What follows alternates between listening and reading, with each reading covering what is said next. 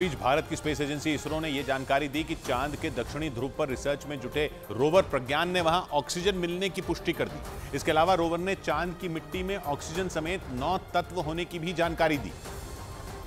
हालांकि चांद की मिट्टी पर ऑक्सीजन गैस के रूप में नहीं बल्कि ऑक्साइड की तरह मौजूद, मतलब उससे सांस नहीं ली जा सकती। इससे पहले अमेरिकी स्पेस एजेंसी नासा ने भी चंद्रमा की मिट्टी में ऑक्सीजन का पता लगाया था। इसरो की तरफ से दी गई जानकारी के मुताबिक चांद पर ऑक्सीजन मिलने के बाद रोवर प्रज्ञान वहां हाइड्रोजन की खोज में जुट गया, और अगर वहां हाइड्रोजन मिल गया तो चांद पर पानी बनाना मुमकिन हो जाएगा, क्योंकि हाइड्रोजन और ऑक्सीजन से ही पानी बनता है। जिसके बाद आने वाले वक्त में चंद्रमा पर इंसानों की बसने का सपना भी साकार हो जाएगा। एक रोज पहले इसरो ने ट्वीट कर यह भी जानकारी दी कि रोवर प्रज्ञान को चांद पर सल्फर होने का भी पता चला है। इसके अलावा रोवर ने चांद की सतह पर आयरन, क्रोमियम, टाइटेनियम और सिलिकॉन समेत कई दूसरे तत्वों की भी पुष्टि की।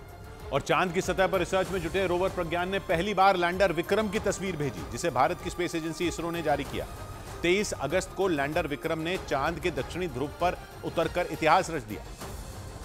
और पिछले एक हफ्ते से लैंडर विक्रम चांद की अलग अलग तस्वीरें भेज रहा है, लेकिन पहली बार रोवर प्रज्ञान ने चांद से लैंडर विक्रम की तस्वीर भेजी, जिसे इसरो की तरफ से जारी किया गया। इसरो के मुताबिक रोवर पर 2 नेविगेशन कैमरे लगे हैं, जिनसे ये तस्वीर ली गई। जो तस्वीर सामने आई उसमें लैंडर विक्रम पर लगा पेलोड चेस्ट चंद्रमा की सतह पर ड्रिल यानी खुदाई करता दिखाई दिया।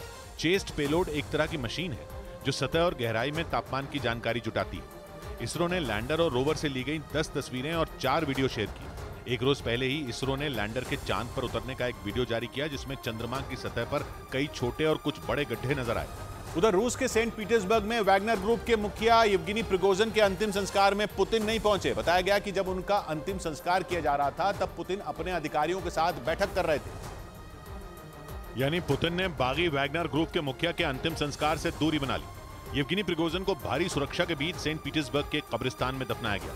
रूस के मीडिया के मुताबिक प्रिगोजिन के परिवार वालों ने यह इच्छा जताई थी कि अंतिम संस्कार में कोई दिखावा न किया जाए। यही वजह रही कि आम लोगों को उनके अंतिम संस्कार में शामिल होने की इजाजत नहीं मिली। पिछले हफ्ते रूस में एक विमान दुर्घटना में येवगेनी प्रिगोजिन की मौत हुई थी और अब उनका अंतिम संस्कार किया गया। लेकिन पश्चिमी मीडिया के मुताबिक वैगनर चीफ येवगेनी प्रिगोजिन के कुछ समर्थकों ने उनके जिंदा होने का दावा कर दिया। बताया गया कि प्रिगोजिन अभी जिंदा हैं और वो पुलिस से बदला लेने की तैयारी में जुटे हैं। येवगेनी प्रिगोजिन ने जून में पुतिन से विद्रोह किया था, लेकिन उसी के ठीक 2 महीने बाद उनकी मौत हो गई।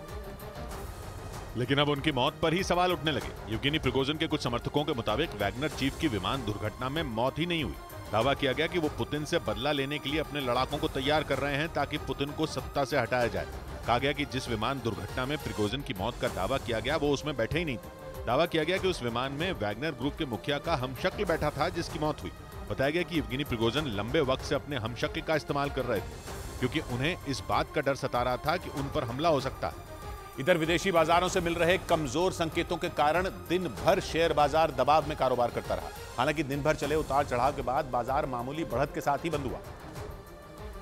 और बॉम्बे स्टॉक एक्सचेंज का सेंसेक्स केवल 11 अंकों की बढ़त के साथ 65,087 पर पहुंच गया, जबकि निफ्टी में करीब 5 अंकों की बढ़त दर्ज की गई और वो 19,347 पर बंद हुआ। सबसे ज्यादा तेजी ऑटो, आईटी, एफएमसीजी और मेटल शेयरों में दर्ज की गई, जबकि पावर, ऑयल एंड गैस और बैंक के शेयरों में बिकवाली का दौर चलता रहा।